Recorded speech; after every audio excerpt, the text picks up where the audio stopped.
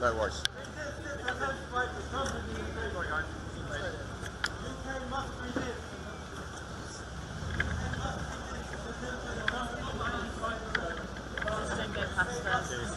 Thank you.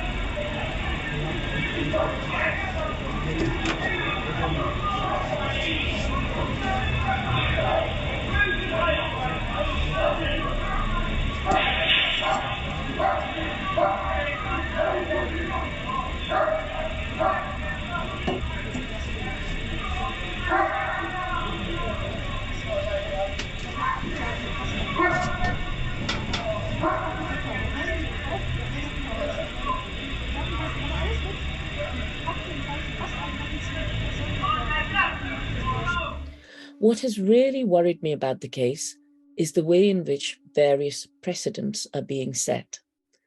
It is not normal for the extraditing state, in this case the US, to spy upon the privileged legal conversations of the defendant with their lawyers in a systematic and long-term way, and for the judiciary to be unmoved by that. It is not normal for the privileged legal documentation of the defendant to be handed over to the extraditing state. In this case, Ecuador handed over Julian's privileged legal documentation to the United States, which is seeking to extradite him. It is not normal for the prime prosecution witness, in this case, an Icelandic national and a convicted pedophile and fraudster, Sigurdur Ingi Thordarson, to admit that he was bribed by the extraditing state to fabricate evidence against the defendant, and that he recants this testimony, and even then for the case to continue.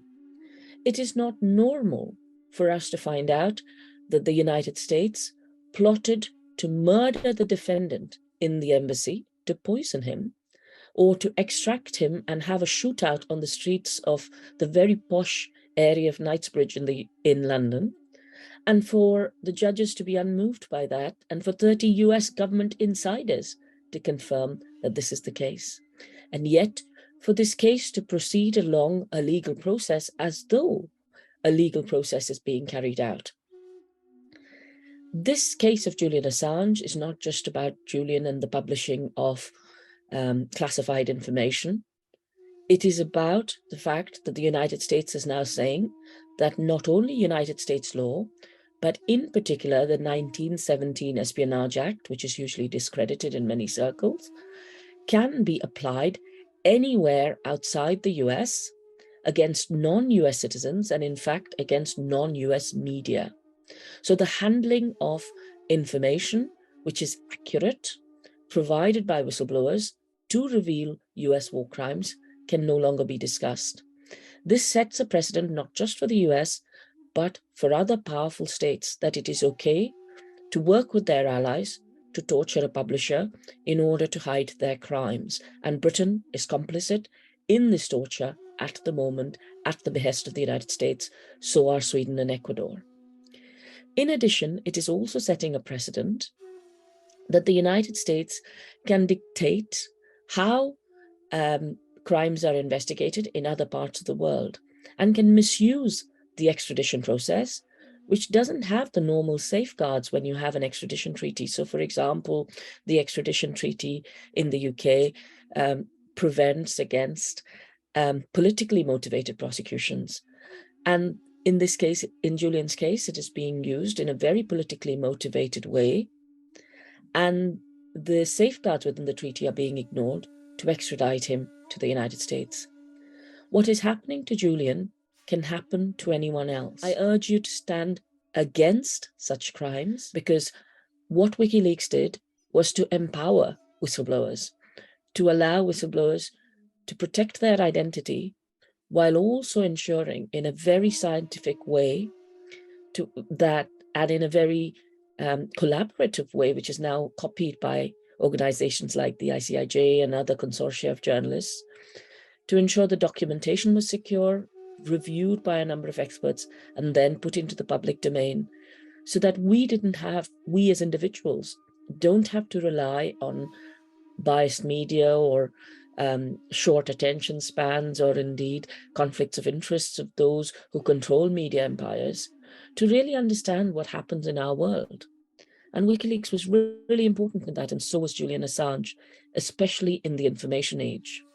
Whistleblowers have been talking to journalists for a very long time, but it is only through WikiLeaks that the large volumes of data could be kept in a safe and secure way in the public interest, so that the public could know what's going on. It is important that we stand by those whistleblowers. It is important that we stand by Julian Assange, and it is important that we stand up for ourselves in defense of democracy, human rights, press freedom, and freedom of speech. Thank you.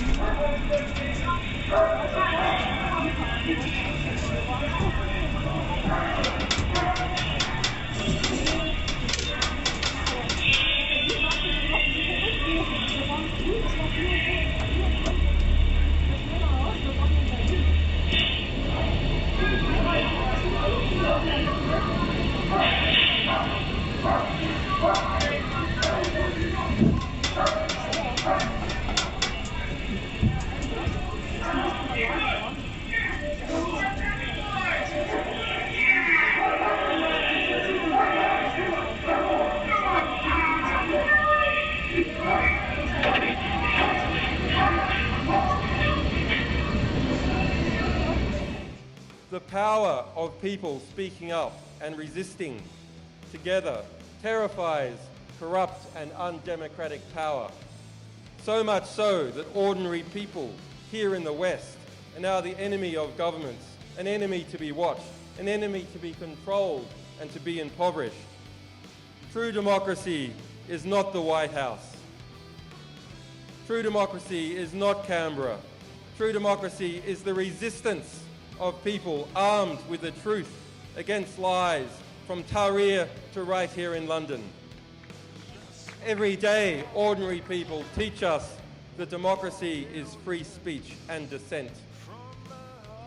For once, we the people stop speaking out and stop dissenting.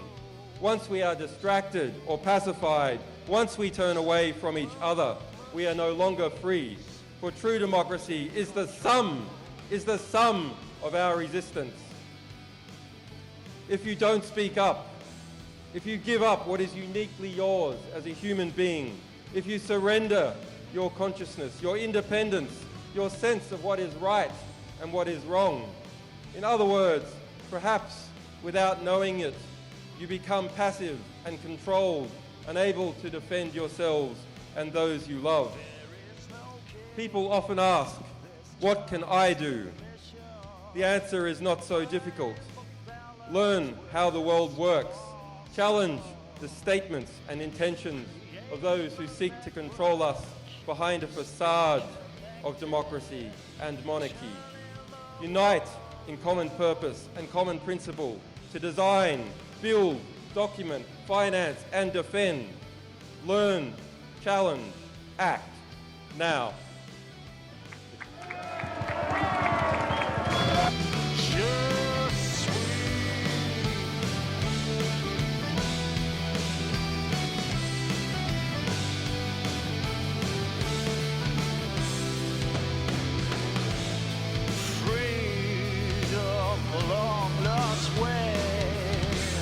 Inside, outside, no side.